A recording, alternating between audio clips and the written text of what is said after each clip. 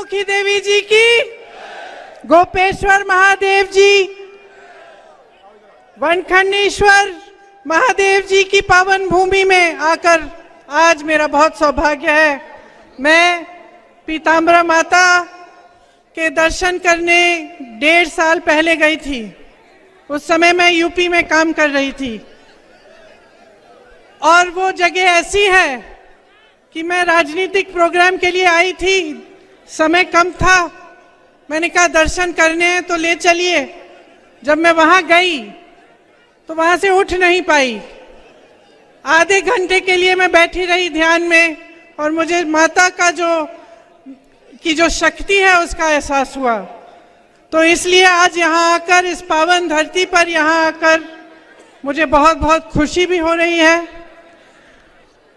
और श्री राजेंद्र भारती जी, श्री फूल सिंह भरैया जी, श्री घनश्याम सिंह जी, श्री ब्रजेंद्र सिंह जी, श्री अवधेश नायक जी, श्री राम किंकर गुर्जर जी, श्री फरमान अली जैदी जी, श्री राधे लाल बघेल जी, श्री सीपी मित्तल जी, श्री शिव भाटिया जी, आप सबका इस सभा में बहुत बहुत स्वागत। मंच पर उपस्थित जितने भी कांग्रेस के नेतागण हैं, आप सबका स्वागत। मेरे कार्यकर्ता भाइयों और बहनों, आपका भी।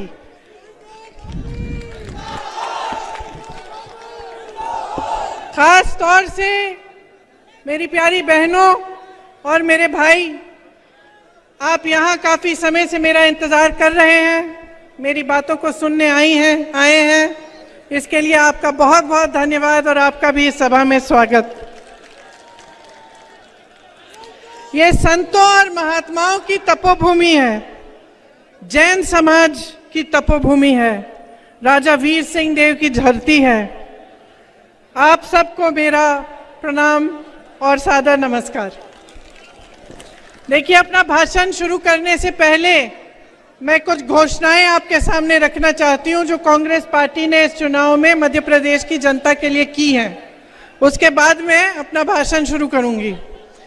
महिलाओं के लिए आपने सुना होगा कि प्रतिमाह 1500 रुपए सरकार आने पर हम दिलवाएंगे। गेहूं का समर्थन मूल्य 2600 रुपए बनाएंगे। आज भी छत्तीसगढ़ में कांग्रेस की सरकार धान के लिए 2400 से अधिक दे रही है। धान के लिए समर्थन मूल्य आपको 2400 मिलेगा। किसान के कर्ज माफ करने का काम हमारी सरकार ने शुरू किया था जब सरकार बनी थी। फिर आप सबको मालूम है कि उसका क्या हुआ, सरकार को किस तरह से गिराया गया। लेकिन वो काम हम फिर से शुरू करेंगे। अगर हमारी सरकार आएगी तो हम किसानों के कर्ज माफ करना शुरू करेंगे।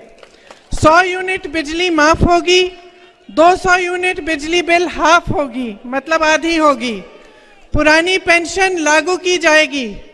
आप सब इसके बारे में मैं थोड़ी लंबी चर्चा बाद में करूंगी। गैस सिलेंडर 500 रुपए में मिलेगा।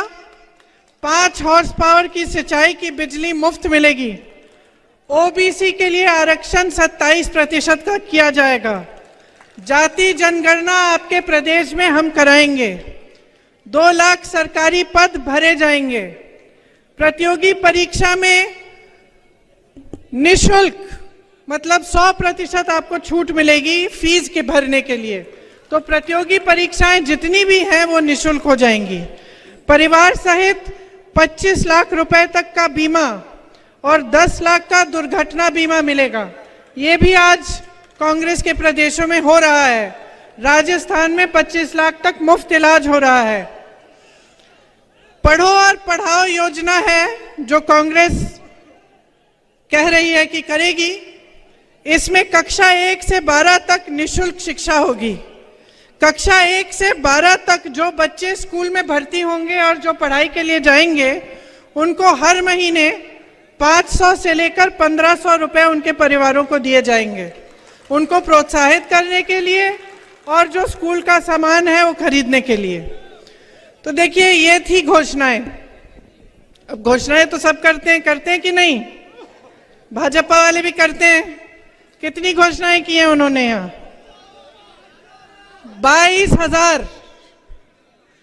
22,000। कभी उनके नेता आए ना तो पूछ लीजिए, किसी को भी 22,000 घोषणाएं अगर याद हो, खड़े होके सुना दे। है ना। पब्लिक को तो याद नहीं है, मैं तो कहती हूँ नेताओं को भी याद नहीं रह सकती है, क्योंकि वो कुछ अलग तरह की घोषणाएं होती हैं, वो खोखली घोषणाएं हैं जो चुनाव के समय की जाती हैं। जैसे आपकी जो लाडली योजना है बहनों, बताइए 18 सालों से सरकार है तो 2 महीने पहले क्यों की है घोषणा? क्या 2 महीने पहले से, जब 18 सालों से आप गरीबी और संकट का सामना नहीं कर रहे थे? तो ये लोग जो घोषणाएं करते हैं वो ये समझ के करते हैं कि भाई जनता को हम बेवकूफ बना सकते हैं। जनता को, पब्लिक को क्या नहीं कहा इन्होंने? आपको कहा कि आपको रोजगार दिलवाएंगे, बताइए मिले? हाथ उठा लो जिसको रोजगार दिया है। 3.5 सालों में 21 रोजगार दिए हैं, 21 रोजगार। वहां बगल में छत्तीसगढ़ में कांग्रेस की सरकार है, पूरे देश भर में सबसे कम बेरोजगारी का दर छत्तीसगढ़ में है। यहां 18 सालों से सरकार में 3.5 सालों में 21 रोजगार दिए हैं। कोई स्कूल या कॉलेज खोला है? बंद किए। 7,000 से अधिक स्कूल मध्य प्रदेश में बंद हो चुके हैं। अस्पतालों में सुविधा मिलती है, स्वास्थ्य सुविधा, बताइए बीमार पड़ते हैं तो कहाँ जाना पड़ता है? प्राइवेट में जाते हैं कि सरकारी अस्पताल में? कहाँ? प्राइवेट के में जाने के लिए पैसे कहाँ हैं? कमाई ही नहीं है। और स्वास्थ्य सुविधाओं में जितने भी अस्पताल हैं, स्वास्थ्य सुविधा है मध्य प्रदेश की, हर स्तर पे अगर आप उसको देखेंगे, हर स्तर पे पद खाली पड़े हैं, पद खाली हैं। अब नौजवानों हाथ उठाओ भाई, पढ़ाई कितनी की है तुम लोगों ने? सबने की है? सबने किया लगभग। आजकल तो सबसे गरीब परिवार में सबसे पहले बच्चे को पढ़ाते हैं। कैसे भी मेहनत कर लें, दिन रात खेती में मेहनत कर लें, कहाँ भी कर लें, ये सबसे जरूरी महत्वपूर्ण चीज होती है हर परिवार के लिए कि हमारे बच्चे पढ़ लिख लें ताकि रोजगार मिल जाए। यहाँ परिस्थितियां ये हैं कि तमाम बच्चे पढ़े लिखे हैं, ऐसी बात नहीं है कि पढ़े लिखे नहीं हो। आप भर्ती की परीक्षाएं देते हो, क्या होता है? घोटाला होता है, रोजगार नहीं मिलता। पढ़ते हो, लिखते हो, फीस भरते हो, प्राइवेट में ट्यूशन लेते हो, फिर भी कुछ नहीं मिलता। ये परिस्थितियां हैं। और आपकी शिक्षा के लिए, आपके स्वास्थ्य के लिए कुछ नहीं किया गया। इन्होंने कहा था महंगाई घटाएंगे, किसानों की आय दुगनी होगी। बताइए किसानों की आय दुगनी हुई? महंगाई बढ़ी है कि घटी है? अभी धनतेरस था, बर्तन खरीद पाए थे? ये ऐसा होना चाहिए कि त्योहार आ रहा है और घबराहट हो कि भाई त्योहार आ रहा है, लिपाई पुताई करनी है, खाना बनाना है मेहमानों के लिए, पटाखे खरीदने बच्चों के लिए, और घबराहट होनी चाहिए कि कैसे करेंगे। ये परिस्थितियां हो गई हैं आपकी। यहाँ पे आपके लिए कुछ नहीं किया है इन्होंने। किसानों को देखिए, खाद, बीज, ट्रैक्टर, हर चीज पे टैक्स, डीजल पेट्रोल के दाम आसमान छू रहे हैं, आपको कोई राहत नहीं। आपके कर्ज माफ करने की बात उठती है तो कहते हैं पैसा नहीं है। अडानी जी के कर्ज धड़ाधड़ माफ कर रहे हैं, बड़े बड़े उद्योगपतियों के हजारों करोड़ माफ हो रहे हैं। ये परिस्थितियां आपकी। अब किसानों की बात देखिए, यूरिया की क्या हालात है? यूरिया को लेने के लिए या मिलने के लिए क्या हालात है? लंबी लंबी कतार है कि नहीं है? आपको मालूम है गोदाम में यूरिया के बोरे हैं। अभी हाल ही में अखबारों में आया था कि जो चुनाव आयोग है उन्होंने वितरण बंद कर दिया है। अब अखबारों में बहुत चीजें आती हैं, ये मुझे लगा कि आपके सामने मुझे रखनी चाहिए कि मैंने पढ़ा कि इसीलिए बंद किया है इनका वितरण, क्योंकि इस पे मोदी जी की फोटो चिपका दी। और मोदी जी की फोटो चुनाव के समय चिपका दी तो चुनाव आयोग ने कहा भाई इस समय आप नहीं बांट सकते। तो किसान त्रस्त है, परेशान है, पूरा सीजन निकल जाएगा, वो खेती में खाद नहीं डाल सकता। वो जाता है खाद लेने के लिए तो या तो खाद मिलती नहीं है या उसे कहा जाता है कि पहले अपना कर्ज भरो। तो क्या करेगा किसान? महंगाई से परेशान है। जैसे मैंने कहा, डीजल, पेट्रोल, टैक्स, सब कुछ, जितनी भी चीजें हैं, ट्रैक्टर है, खाद है, कुछ भी है उस पर टैक्स है। डीजल पेट्रोल इतने महंगे हो गए, ऊपर से खाद नहीं मिलता। तो क्या करेगा? और कब तक आप इन परिस्थितियों को सहते रहोगे? आपकी मेहनत बर्बाद हो रही है, आपका जीवन निकला जा रहा है। आप जितने भी आपके सपने हैं, आप जो काम करना चाह रहे थे, अपने बच्चों के भविष्य को बनाना चाह रहे थे, उनको आपको परे करना पड़ रहा है। और देखिए, दरअसल एक बात समझ लीजिए, इनके जो सारे नेता हैं ना, बड़े विचित्र टाइप के नेता हैं। पहले तो हमारे सिंधिया जी, जानते हैं, मैंने उनके साथ यूपी में काम किया। अब क्या है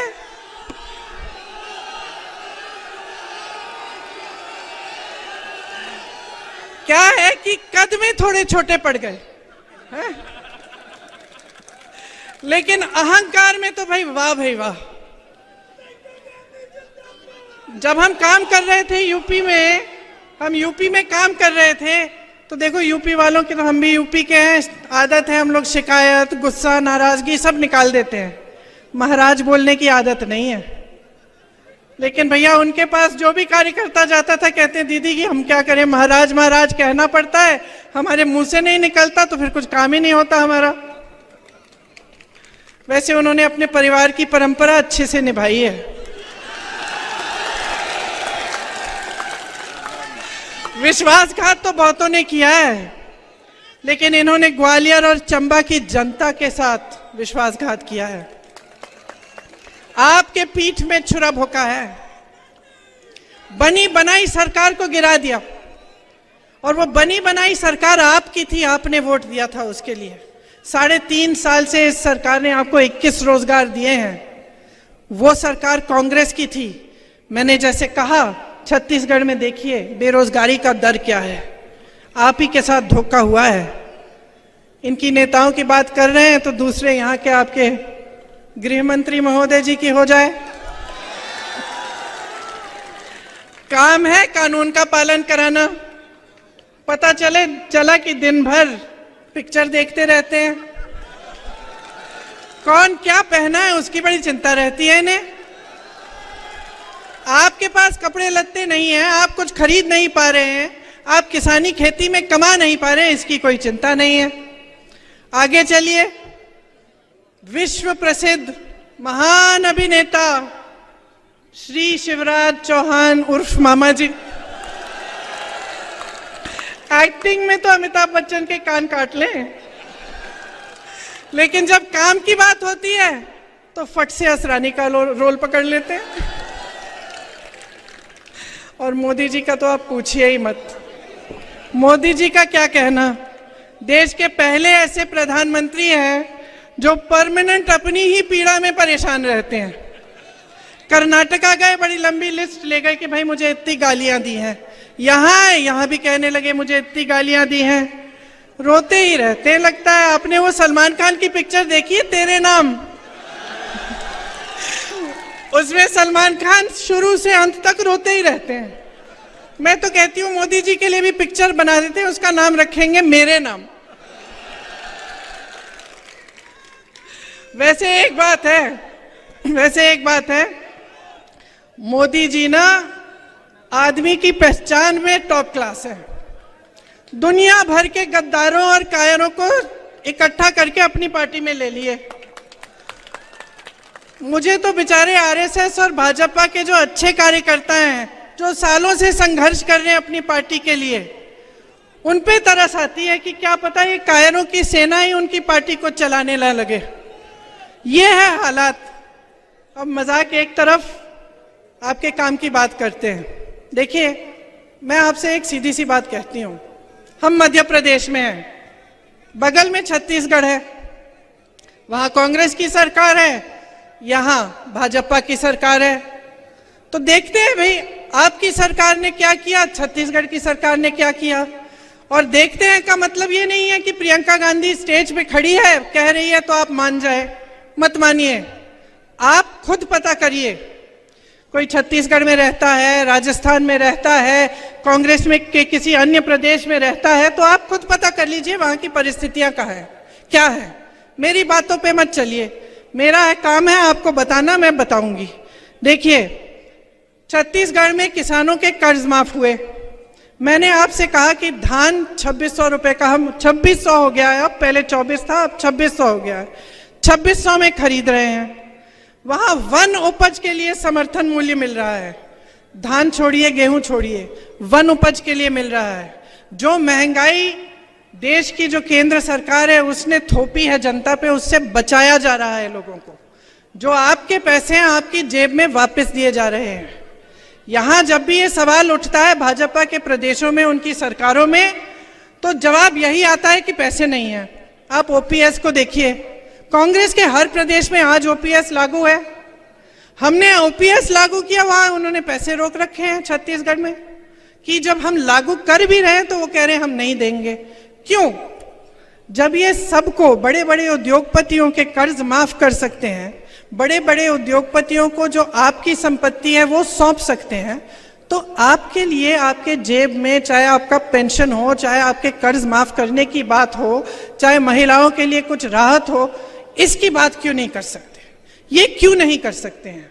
अब आप बताओ, आपके इलाके में पता नहीं आवारा पशु का है समस्या, खेतों में है कि नहीं है? है। चलो, यूपी में बहुत है, यूपी में बहुत है, और पूरे मध्य प्रदेश में जहां जहां मैं गई हूं वहां बहुत समस्या है। तो अब हम देखते हैं कि भाई आपकी सरकार ने क्या किया? कुछ नहीं किया इसको सुलझाने के लिए। और जो छत्तीसगढ़ की सरकार है कांग्रेस की, उन्होंने देखा कि देखो ये बड़ी समस्या है, इससे किसान जूझ रहा है। रात को आवारा पशु आता है, खेत खा जाता है, तो महिलाएं दिन भर खेती के पहरेदारी करती हैं और रात को किसान जाता है, वो बेचारा बैठा रहता है पूरी रात। तो हमने सोचा कि किस तरह से इस समस्या को सुलझाया जाए। तो क्या किया उन्होंने? हजारों गौठान बना दिए। और उन गौठानों, ये ऐसे गौठान नहीं है जैसे इधर उधर दिखते हैं कि गौ माता को वहां छोड़ दिया, पानी नहीं है, चारा नहीं है, छत नहीं है और वहां पड़ी रहती है, ऐसे गौठान नहीं।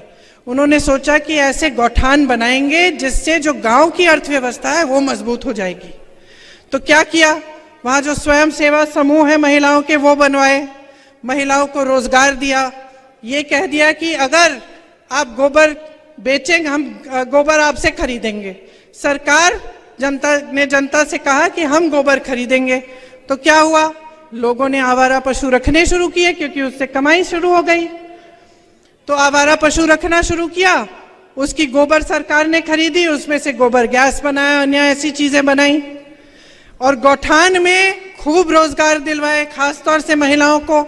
तो वहां मैं ऐसी महिलाओं से मिली हूं जो उन गौठानों में काम करके अपने स्वयं सेवा समूह द्वारा 1 लाख से 6 लाख रुपए कमा रही हैं महिलाएं। तो एक बड़ी समस्या थी, उसको सुलझाने के लिए दिमाग लगाया गया और यह तय किया गया कि हम इस तरह से सुलझाएंगे कि जनता की सुविधा हो जाएगी। और आज मध्य प्रदेश में किसान उसी से जूझ रहा है। मैं तो कहती हूँ नकल ही कर लेते। छत्तीसगढ़ में जो प्रोग्राम है, जो योजना है, उसकी नकल करके यहां कर लेते हैं, उतना भी नहीं किया। तो जो आपकी बड़ी बड़ी समस्याएं हैं उससे आज आप जूझ रहे हैं, बहुत परेशान हैं। गांव को मजबूत करने की जो बात होती है ना, वो शुरू में महात्मा गांधी जी ने की थी। ग्राम स्वराज कहते थे उसे। कहते थे कि जब तक ग्राम स्वराज पूरी तरह से नहीं होगा तब तक ये देश पूरी तरह से स्वतंत्र नहीं हो सकता, ये कहते थे गांधी जी। तो जो कांग्रेस की सरकारें हैं वो चाहते हैं कि ग्राम में मजबूती आए, गांव में, मतलब जो गांव का गरीब है उसे ग्रामीण रोजगार भी मिल जाए, उसे पलायन करने की जरूरत ना हो। तो इसीलिए मनरेगा जैसी स्कीम कांग्रेस पार्टी लाई थी। आप जानते हैं कि मनरेगा की स्कीम से आपको ग्रामीण रोजगार मिलते थे। खेती किसानी पर और जोर डाला ताकि आपको समर्थन मिले, सरकार मदद करे, आपकी सहायता करे ताकि आप कमा पाएं अपनी खेती से। आज छत्तीसगढ़ में ये स्थिति है कि जो पलायन करके चले गए थे, जिनको रोजगार नहीं मिल रहा था भाजपा के शासन में, और वो चले गए शहरों में कि भाई रोजगार वहां अच्छा मिल जाएगा, वो वापस आ रहे हैं। किसानी में जो रोजगार है वो बढ़ रहे हैं छत्तीसगढ़ में। और ये सिर्फ छत्तीसगढ़ की स्थिति नहीं है। ये राजस्थान, हिमाचल प्रदेश, कर्नाटका, जहाँ जहाँ हमारी सरकारें हैं वहाँ हमारी पूरी कोशिश ये है कि पंचायत मजबूत हो, गांव मजबूत हो, ग्रामीण रोजगार मिले, आपके लिए सुविधा हो। बेरोजगारी जो है बहुत बढ़ गई है पूरे देश में।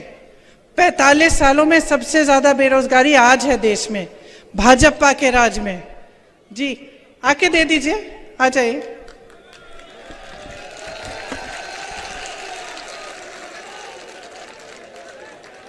इधर से आ जाइए।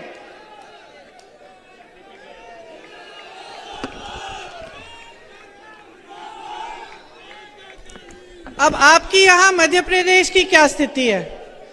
जैसे मैंने कहा, तमाम सरकारी पद खाली हैं, परीक्षाओं में घोटाले पे घोटाला हो रहा है। 3.5 साल में 21 रोजगार दिए हैं आपको, और रोजगार आखिर ये देंगे कहां से? जो बड़ी बड़ी कंपनियां थी, सारे अपने दोस्तों को इन्होंने पकड़ा दी हैं। मोदी जी ने जो बड़ी बड़ी सरकारी कंपनियां थी वो, और जो जहां से रोजगार मिलता था, जो हमारे बंदरगाह है, जो हमारे एयरपोर्ट है, जो हमारे हवाई अड्डे हैं, सब अपने बड़े बड़े उद्योगपति मित्रों को दे दिए। तो वहां से तो रोजगार आना नहीं है। फिर लोग खेती में रोजगार मिल जाता था। अब किसान को इतना परेशान कर रखा है महंगाई से, और इनकी सहायता करने के बावजूद इनको और परेशान किया हुआ है। तो खेती से नहीं मिल रहा है रोजगार। अच्छा, फिर रोजगार मिलता था छोटे उद्योगों से, जो जैसे यहाँ दुकान है, ये छोटे छोटे जो उद्योग दिख रहे हैं, यहाँ दुकान दिख रहे हैं, इनमें से रोजगार मिलता था। आपने नोटबंदी थोप दी, उसके बाद आपने जीएसटी डाल दी, बीच में कोरोना आ गया। दुनिया भर में जहां जहां कोरोना था, दुनिया भर में छोटे दुकानदारों की, छोटे उद्योगपतियों की मदद की गई थी, ताकि वो जो कोरोना में जो उन्होंने पैसे नहीं बनाए, जो नहीं बना पाए, उनकी थोड़ी राहत हो जाती, और जो रोजगार थे वो बने रहते। ये भी नहीं किया। तो जहां जहां से आपको रोजगार मिलना था वहां मुश्किलें हैं और रोजगार नहीं मिलता। तो ये जब बड़ी बड़ी खोखली घोषणाएं करते हैं ना कि करोड़ों रोजगार दिलवाएंगे, तो आपको समझना चाहिए कि आपके साथ क्या हो रहा है। ये जो सरकारें हैं, आपके प्रदेश की सरकार और केंद्र की सरकार, ये सिर्फ और सिर्फ बड़े बड़े उद्योगपतियों के लिए चल रही है। आप अडानी जी का नाम लेते हैं, 16,000 करोड़ रुपए अडानी जी एक इंसान बना रहे हैं एक दिन में। सोच लीजिए, एक दिन में एक इंसान कमा रहा है 16,000 करोड़ रुपए। और कैसे कमा रहा है? क्योंकि उसके हजारों करोड़ के कर्ज माफ हो रहे हैं, उसको देश की संपत्ति सौंपी जा रही है, और जितने उसके अपने बिजनेस हैं उसको तो आप बताइए जरा मुझे, आपको मालूम है अडानी जी क्या बनाते हैं? कोई बताएगा? जैसे आपको मालूम है टाटा ट्रक बनाती है, बिरला कुछ और बनाते हैं। कोई ये बता सकता है आज के दिन में कि अडानी जी क्या बनाते हैं? क्या? पागल बनाते हैं।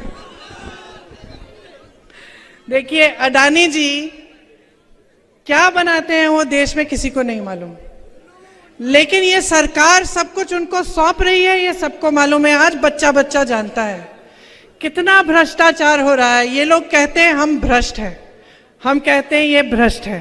अब आप कहोगे कि भाई सच कौन कह रहा है? आप खुद देखिए, इससे कोई बड़ा भ्रष्टाचार हो सकता है कि देश की संपत्ति को उठा के आपने एक उद्योगपति को दे दी? देश के हवाई अड्डे, देश के बंदरगाह, आप बताओ इससे बड़ा कोई भ्रष्टाचार हो सकता है? तो जवाब आपके सामने है, सब कुछ आपको दिख रहा है।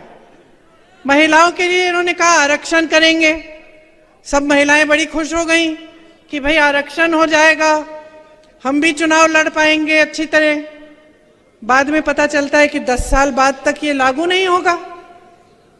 चुनाव आ रहा है, कह दिया लाडली योजना। चुनाव से पहले महिलाओं को कोई पूछ ही नहीं रहा है। तो ये परिस्थितियां आपके सामने हैं। महिलाओं के लिए इतना काम हो सकता है। जहां हमारी सरकारें हैं वहां महिलाओं को खूब मौके दिए हुए हैं। आंगनवाड़ी बहनों की मानदेय बढ़ाए हैं, स्वयं सेवा समूह के कर्ज माफ किए हैं, महिलाओं के लिए खास क्लिनिक खोले हैं जो महिलाएं चलाती हैं, खुद महिलाएं चलाती हैं, और वो क्लिनिक सिर्फ आप बहनों आपके लिए हैं। श्रमिकों की बेटियों के लिए 20,000 रुपए दिलवाए, शादी के लिए 50,000, लड़कियों को पीजी तक मुफ्त शिक्षा करा दी, और जो पाठशालाएं बनाई हैं प्रदेश में, छत्तीसगढ़ में, उन पाठशालाओं में जो इंग्लिश मीडियम पाठशाला है उसमें 50% आरक्षण महिलाओं को दिया हुआ है। तो इतने काम हैं जो हो सकते हैं। ये ऐसी बात नहीं है कि सरकार आई और काम ही नहीं हो पा रहा है, भाई हमारे पास पैसे नहीं है, फंड्स नहीं है, ये बहाने हैं बहनों और भाइयों। जहां सरकार की नीयत ठीक होती है ना, वहां पे काम बहुत हो सकता है। कल मैं जब छत्तीसगढ़ में थी, गर्व होता है, बहुत गर्व होता है। मंच पे खड़े होते हैं तो हम नेताओं को भी गर्व होता है कि भाई जो हम बात कर रहे हैं, अपने काम की बात कर रहे हैं, कि हम कह पा रहे हैं कि देखो हमने कितना किया है, देखो आपने हम में भरोसा किया, आपकी संपत्ति हमारे हाथों में थी, हमने वो संपत्ति आपको लौटाई है, हमने ऐसी योजनाएं बनाई हैं जिससे आपके कर्ज माफ हुए, जिससे आप अपने पैरों पे खड़े हो पाए, जिससे कोई नौजवान हो उसको अपना बिजनेस शुरू करना पड़े उसके लिए हमने सुविधा बना दी, रोजगार दिलवाए। तो हम जब खुद मंच पे खड़े होके ये बातें करते हैं तो हमें खुद गर्व होता है, और ये महसूस होता है कि चलो आपने 5 सालों के लिए हमें आपने अपना भरोसा दिया, आपने ये सोचा कि हम कुछ करके दिखाएंगे, और हमने कुछ करके आपको दिखाया। जब मैं राजस्थान जाती हूँ और मैं एक ऐसे शख्स से मिलती हूँ जिसके हार्ट का ऑपरेशन मुफ्त में हो गया, और वो ऐसे करके कहता है कि ये जो योजना है दीदी, इसकी वजह से मुझे 1 पैसा नहीं देना पड़ा, तो अच्छा लगता है, क्योंकि एक जिम्मेदारी होती है आपके प्रति, एक जवाबदेही होती है। मैं जहां जहां जाती हूं मैं एक कहानी बताती हूं कि जब मेरे पिताजी प्रधानमंत्री थे, उनके साथ मैं अमेठी घूमती थी, उनका चुनावी क्षेत्र था। अमेठी के जो गांव के लोग थे वो बेझिझक उनको डांटते थे, और वो इतना भी कह देते कि राजीव भैया प्यार देंगे हम आपको, लेकिन हमारी सड़क ठीक नहीं की ना आपने 6 महीनों में, तो वोट नहीं मिलने वाला। कहते थे, मुंह पे कहते थे, और वो प्रधानमंत्री थे, नाराज नहीं होते थे, डांटते नहीं थे, ये नहीं कहते थे कि देखो मैं कौन हूं, ऐसे मत बात करो मेरे से। सर झुकाकर उनसे कहते थे कि हाँ इसका ऑर्डर मैंने दे दिया, इसमें देर लग गई है। ये इस देश की परंपरा है बहनों और भाइयों। जब हमने आजादी की लड़ाई लड़ी ना, आपके पूर्वजों ने भी लड़ी, हमारे पूर्वजों ने लड़ी, जब ये लड़ाई लड़ी तो इसलिए नहीं लड़ी कि आज भी आप आजाद न हो। इस आजादी का मतलब क्या था? इस आजादी का मतलब था कि जो शक्ति है, देश की जितनी भी शक्ति है, देश की जो संपत्ति है, वो आपके हाथों में हो। ये इसी को आजादी कहते थे। वरना अंग्रेजों में और यहाँ के शासकों, अब नए शासकों में क्या फर्क है? अगर आपके हाथों में ये शक्ति नहीं होती वोट की, कि आप हर 5 साल बदल सकते थे सरकार, और अगर कोई जवाबदेही नहीं होती आपके प्रति कि नेता थोड़ा घबराए, यहाँ जब आपके सामने आए तो थोड़ा बहुत घबराए कि भाई मैंने इनका काम नहीं किया, इस बार मैं नहीं चुना जाऊंगा। ये शक्ति आपको लोकतंत्र के जरिए, आपके संविधान के जरिए आपको दी, और कई महापुरुषों ने इसके लिए अपनी जान दी। कई लोगों ने अपना खून इस धरती की मिट्टी में मिला दिया ताकि आप आजाद हो, ताकि आप अपने नेताओं से जवाबदेही मांगे, ताकि आपको सरकार अच्छी नहीं लग रही है, आपको लग रहा है कि गलत हो रहा है आपके साथ, आप उसको बदल पाए। तो अब मेरी शिकायत है आपसे, क्या कर रहे हैं आप? अपनी परिस्थिति देखी। मैंने सुना है यहाँ पे आप ही के क्षेत्र में तमाम निर्दोष लोगों पर फर्जी केस लगा के जेल में डाल देते हैं, है?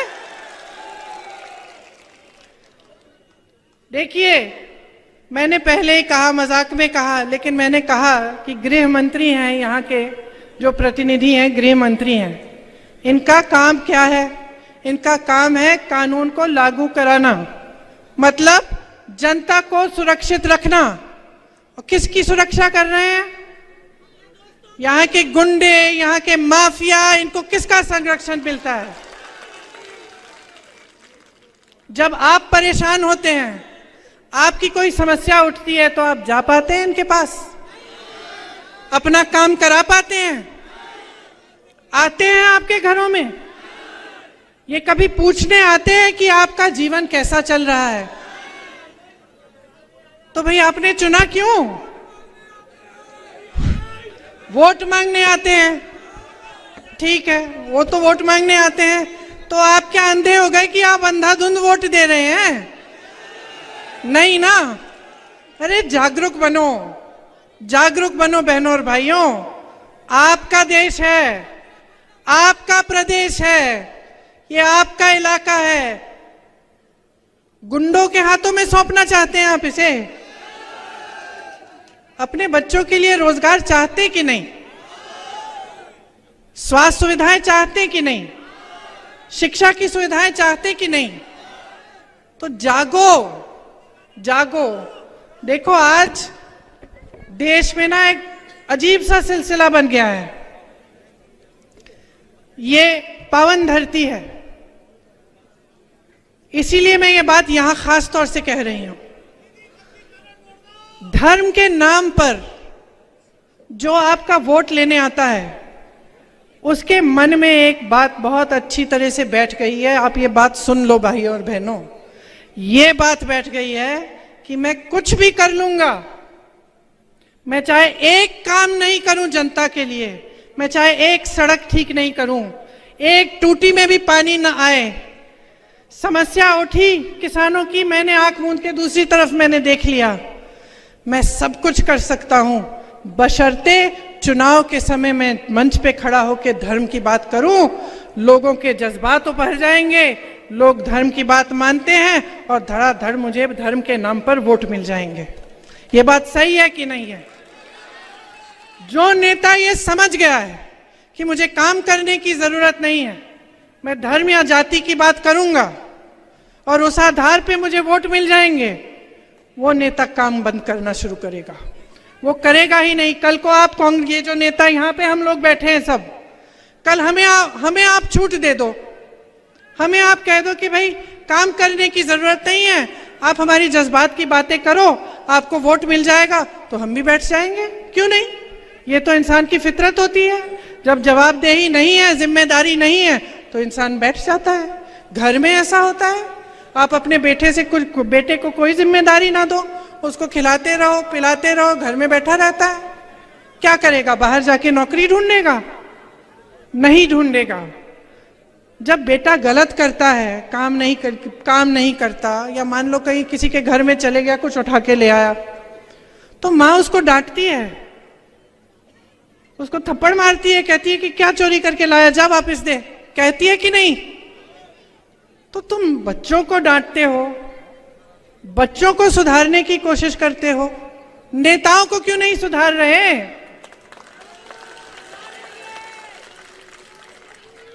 ये आपकी धरती है, बार बार मैं कह रही हूं, आपकी अमानत है, बार बार मैं कह रही हूं। लोकतंत्र ने शक्ति आपको दी है, ये जो आपका वोट है ना, सबसे बड़ी शक्ति है, इसको मत नकारो, इसको खाम-खा धर्म के नाम पर, जाति के नाम पर मत दो। इसको एक ही आप एकदम अपना ध्यान जो है ना केंद्रित कर लो अपने विकास पे, अपने भविष्य पे, अपने बच्चों के भविष्य पे।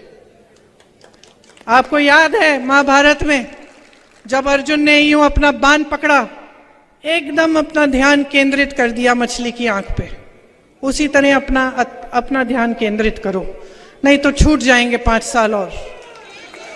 जो बर्बादी आप देख रहे हो, जो ये घोटालों वाली सरकार है, एक के बाद एक भ्रष्टाचार की सरकार है, समझ लो इसका नुकसान कोई नेता नहीं भर रहा है, कोई नेता नहीं भर रहा है।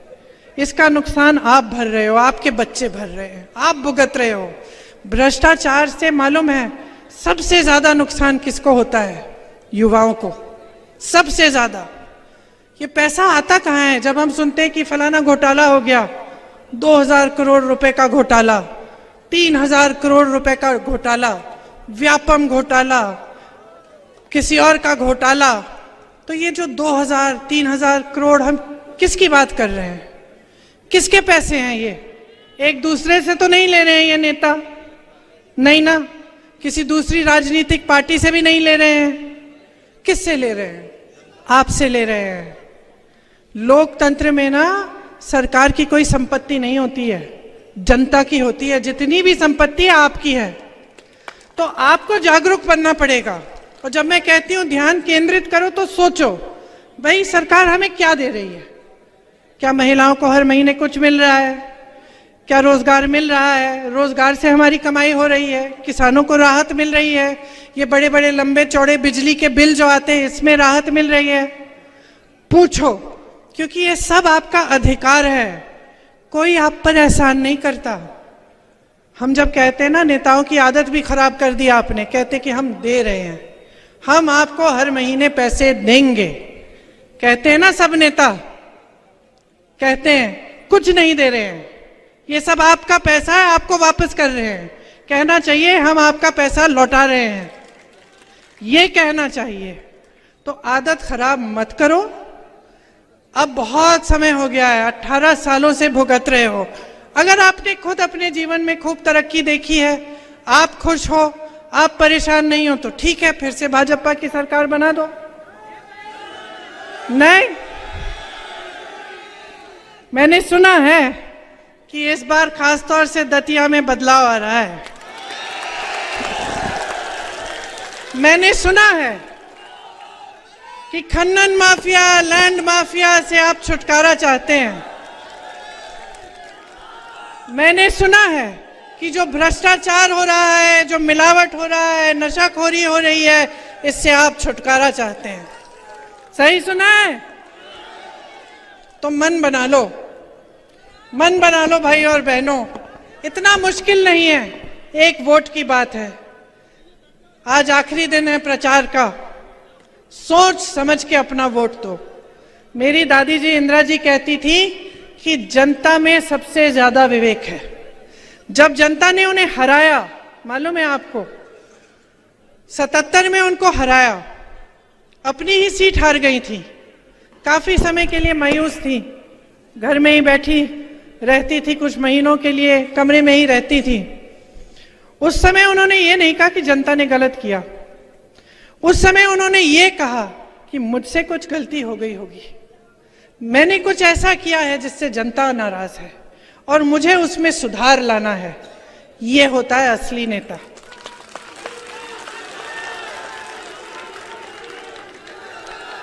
तो इंदिरा जी कहती थी कि जनता में सबसे ज्यादा विवेक है। उनके दिल में आपके लिए श्रद्धा थी, वही श्रद्धा हम सबके दिलों में है। इसलिए मैं यहां आती हूं, आपसे वोट नहीं मांगती, आपसे शिकायत करती हूं और आपसे जागरूकता मांगती हूं, क्योंकि मेरे मन में भी आपके लिए श्रद्धा है। मैं जानती हूं कि ये लोकतंत्र है, आप ही सर्वोपरि हैं, नेता को बनाने वाले आप हैं, लेकिन ये बात आपको समझनी पड़ेगी। जब मैं कहती हूं ध्यान से सोच समझकर अपना वोट डालो, तो मैं यही कह रही हूं कि समझ जाओ कि आपके इर्द गिर्द क्या हो रहा है, क्या आपका इस्तेमाल किया जा रहा है, आपके जज्बातों के नाम पर, धर्म के नाम पर आपसे वोट मांगा जा रहा है, लेकिन काम के नाम पर कोई नहीं मांग रहा। आप एक ऐसी नई परिस्थिति बना लो ना कि जो भी आपके मंच पे आए, या तो आपके विकास का काम की बात करे या फिर आप सुने ही नहीं। नई परिस्थिति बनाओ। आप सोचो, हम 10-20 नेता बैठे हैं, आप हजारों की जनता हो, हमने फिजूल की बात शुरू की, आप चिल्लाना शुरू कर लो, बोलो हमें नहीं सुननी है बात, हमारे काम की बात सुनाओ, तो हम मजबूर हो जाएंगे ना। हम आपके गांव आए, हमने काम नहीं किया आपके लिए, बहुत घोषणाएं की थी, बहुत वचन दिए थे, पूरे नहीं किए, तो जब हम गांव आते हैं तो हमें जवाबदेह बनाओ। अमेठी की जनता करती थी, ज्यादा साल नहीं गुजरे हैं, बस ये हो गया है कि आपको जो धर्म के नाम पर जो जिस तरह से आपके सामने जो प्रचार किया गया है उससे आपका नुकसान हुआ है। क्योंकि किसी को धर्म का इस्तेमाल नहीं करना चाहिए। धर्म हम सबके दिलों में है, हम हिंदुस्तानी हैं, चाहे किसी भी धर्म के हों। धर्म में हमारी बहुत आस्था है। तो मैं सिर्फ ये कहना चाहती हूं कि नेता के दिल में भी जनता के प्रति आस्था होनी चाहिए, वही आस्था होनी चाहिए, क्योंकि नेता का एक ही धर्म होना चाहिए, आपका विकास, आपकी तरक्की, आपको सशक्त बनाना। तो मैंने काफी लंबी बातें कर ली, लेकिन मेरी बातों को भूलो मत। परसों वोट देने जाओगे तो ध्यान से मेरी बातों को याद रखो। बदलाव लाना है, दतिया में बदलाव लाना है, मध्य प्रदेश में बदलाव लाना है। आपको अच्छे नेता मिले जो काम करके दिखाएं आपको, जो दिन रात एक करके दिखाएं आपको, जो आप ही के लिए समर्पित हैं। तो आप कांग्रेस को चुनिए, 5 सालों का मौका दीजिए। देखिए छत्तीसगढ़ में क्या हो रहा है, राजस्थान में क्या हो रहा है, कर्नाटका में क्या क्या नहीं हो रहा है। आप इन सब प्रदेशों में देखिए, और जो आपका अनुभव रहा है 18 साल का भाजपा की सरकार का, उसका आप इस्तेमाल करिए, उसके बारे में सोचिए, और उस आधार पर जब आप वोट डालेंगे सोच समझकर, अपने विवेक का इस्तेमाल करके, तो मैं दावे के साथ कह सकती हूं कि बदलाव आएगा।